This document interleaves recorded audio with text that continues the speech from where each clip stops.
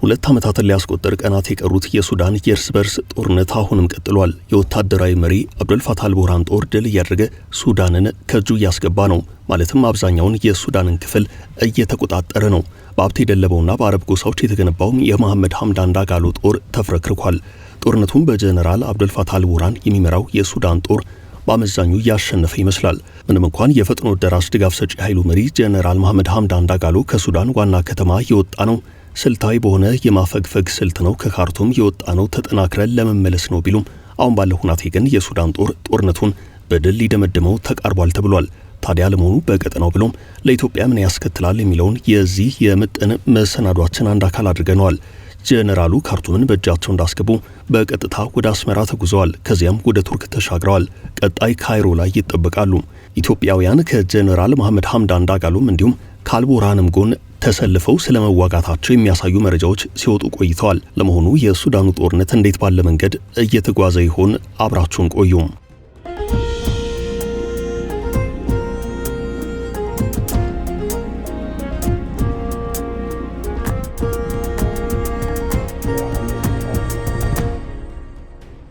ኢትዮጵያን ያሰጋው የሱዳኑ ጦርነት።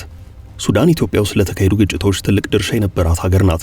ሚናዋም ሊጠፋ አልቻለም። ኢትዮጵያ በዋነኝነት መውጫ መግቢያዎቿ በሁለት አቅጣጫ ሲሆን አንደኛው በጅቡቲ ሌላኛው ደግሞ በሱዳን ነው። ታዲያ ሱዳን ኢትዮጵያ ውስጥ በተደረጉ የትጥቅ ትግሎች ውስጥ በር በመክፈት ስታግዝ ቆይታለች። ከሰሞኑ ያረፉትና አንዳንድ የህወሓት አመራሮች የሐዘን መግለጫ የሰጡባቸው የሱዳን ከፍተኛ የደህንነት ሰው የነበሩት አልፋታህ ለህወሓት ድጋፍ ያድርጉ የነበሩ ሰው ናቸው። ህወሓት በትጥቅ ትግል ወቅት በሱዳን በኩል ከፍተኛ ድጋፍ ያገኝ ነበረም። ከዚያም በኋላ ባሉት የኢትዮጵያ የፖለቲካ እንቅስቃሴዎች ውስጥ ሱዳን ሚናዋ ቀላል አልነበረም። እናም የሱዳን ጦርነትና ሰላም መሆን ኢትዮጵያ ውስጥ መልካም አሊያም ደግሞ መልካም ያልሆነ ውጤት ያመጣል። ከሞላ ጎደል 2 ዓመታትን የደፈነው የሱዳን ጦርነት አሁን በሱዳን ጦር የበላይነት እየተጓዘ ነው።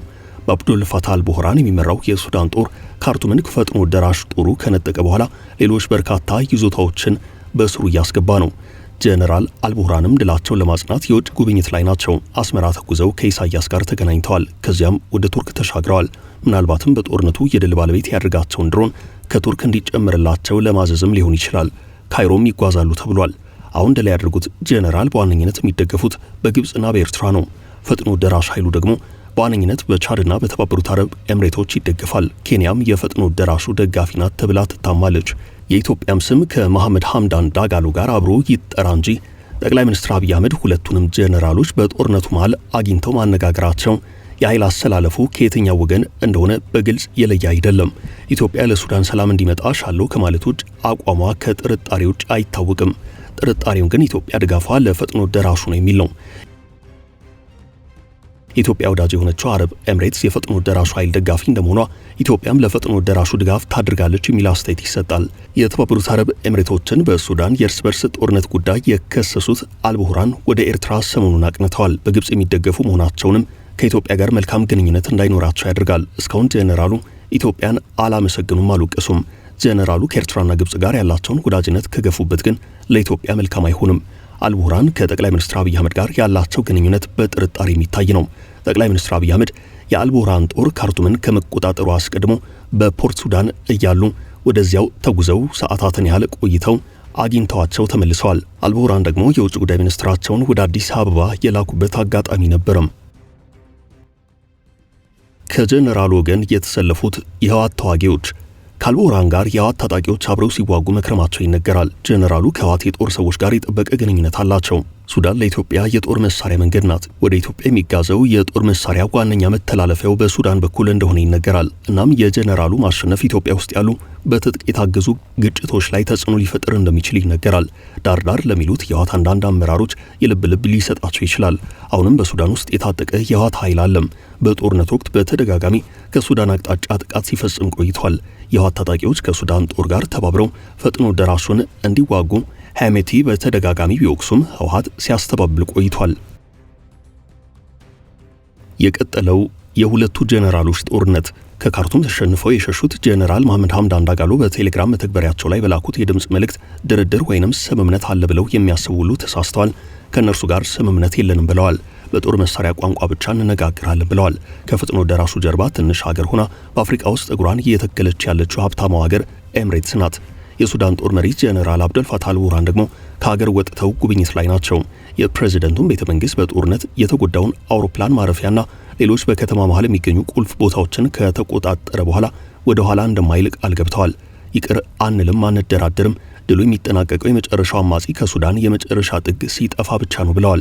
ይህ የሚያሳየው ጦርነቱ ገና እንደሚቀጥል ነው። በአፍሪካ ጦርነት በቀላሉ ሊጀመር ይችላል፣ በቀላሉ ግን አይቆምም። ድል አድርገው ጉብኝት ላይ ያሉት አልቡርሃን የድሉ ደስታ ሙሉ የሚሆነው የመጨረሻው አማጺ ቡድን ከሱዳን ምድር ሲወጣ ነው ብለዋል።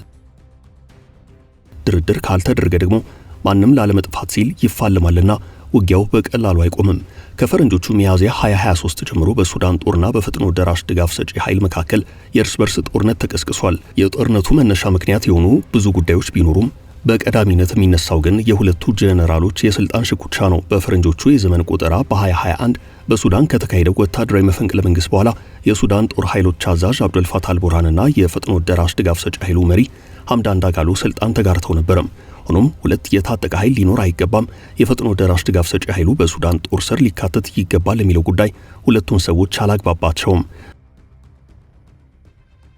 ግጭቱ ከባድ ሰብአዊ ቀውስ በማስከተሉ በአገሪቱ የምግብ፣ የውሃ፣ የመድኃኒትና ሌሎች አስፈላጊ አቅርቦቶች እጥረት ተከስቷል። በሱዳን ያለው የውስጥ መፈናቀል በዓለም ላይ ካሉት ከፍተኛው እንደሆነ በተባበሩት መንግስታት ድርጅት የተረጋገጠ ነው። በሚሊዮኖች የሚቆጠሩ ከመኖሪያ ቀያቸው ተፈናቅለዋል፣ ወደ ጎረቤት ሀገራትም ሸሽተዋል። በጥቅምት ወር 2024 እንደተነገረው 3 ሚሊዮን የሚጠጉ ሰዎች ወደ መካከለኛው አፍሪካ ሪፐብሊክ፣ ቻድ፣ ግብጽ፣ ኢትዮጵያ፣ ሊቢያ፣ ደቡብ ሱዳንና ዩጋንዳ ተሰደዋል።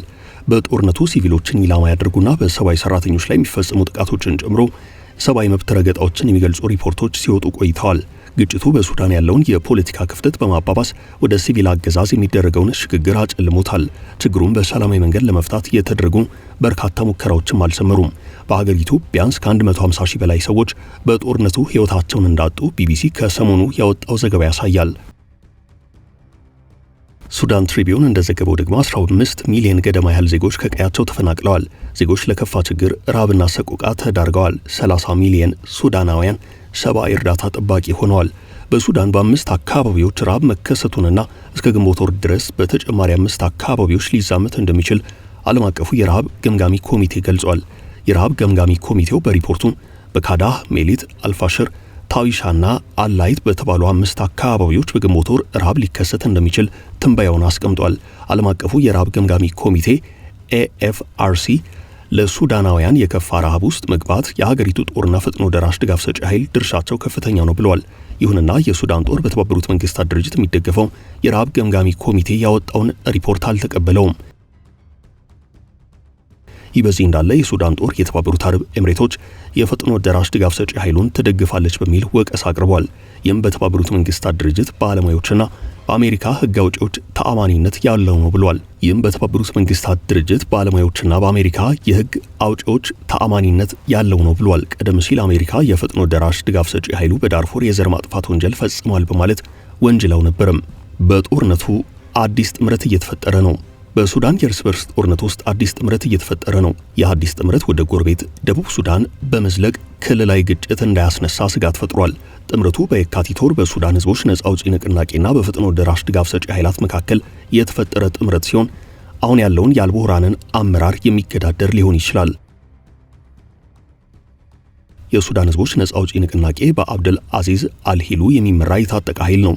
ከሱዳን ጦር ጋር ለዓመታት ሲዋጋ ቆይቷል። የደቡብ ኮርዶፋንና የብሉ ናይል ግዛቶችን የሚቆጣጠር ሲሆን ሁለቱም አካባቢዎች በደቡብ ሱዳን አዋሳኝ ድንበር ላይ ይገኛሉ። ተንታኞች እንደሚሉት የሱዳን ጦር የደቡብ ሱዳን ሚሊሻዎችን በመደገፍ የሱዳን ህዝቦች ነጻ አውጪ ንቅናቄና የፈጥኖ ደራሽ ድጋፍ ሰጪ ኃይሉን በጋራ በሚጋሩት የ2000 ኪሎ ሜትር ድንበር ላይ በመዋጋት ምላሽ እየሰጠ ነው። ቻድን ብትሆን የመሐመድ ሐምዳን ዳጋሎ ደጋፊ እንደሆነች ይነገራል። ቻድ አርኤስኤፍን እንደምትደግፍ በአደባባይ ብትክድም የተባበሩት አረብ ኤምሬቶች ለፈጥኖ ደራሽ ድጋፍ ሰጪ ኃይሉ የጦር መሳሪያ የምታቀበለው በቻድ በኩል ነው። ይህን ተከትሎም ቻድ ቀጥተኛ እርዳታ ትሰጣለች የሚል ውንጀላ ከሱዳን ቀርቦባታል። ውንጀላው ተባብሶም አንድ የሱዳን ከፍተኛ ጄኔራል በቻድ አውሮፕላን ማረፊያዎች ላይ ጥቃት ለመሰንዘር ዝተው ነበርም። ቻድ ዛቻውን የጦርነት አዋጅ በማለት የጠራቸው ሲሆን በዓለም አቀፉ ሕግ መሰረት ምላሽ እሰጣለሁ ማለቷም ይታወሳል። የሁሉ ተደማምሮ ሲታይ በሱዳን ያለው ጦርነት ተባብሶ የሚቀጥል ስለመሆኑ ጥርጥር የለውም። ተባብሶ ከመቀጠሉም ባለፈ ቀጠናዊና ዓለም አቀፋዊ መልክ እየያዘ ስለመምጣቱም አመላካች ነው። ጀነራሎቹ ብቻቸውን አይደሉም፣ ከጀርባ ደጋፊ የሆነላቸውን ኃይል አሰልፈዋል። በጀነራሎቹ በኩል የሚዋጉት ለጥቅማቸው ያሰፈሰፉ ኃይላት ናቸው። ይህ አውዳሚ ጦርነት እየተካሄደ በሚገኝበት ቀጠና የሱዳን ጎረቤት ሆና የምትገኘው ኢትዮጵያም መጪው ጊዜ ከዚህ አንጻር የሚያሳስባት ለመሆኑ ጥርጥር የለውም። አበቃን። መልካም ጊዜ ተመኘን።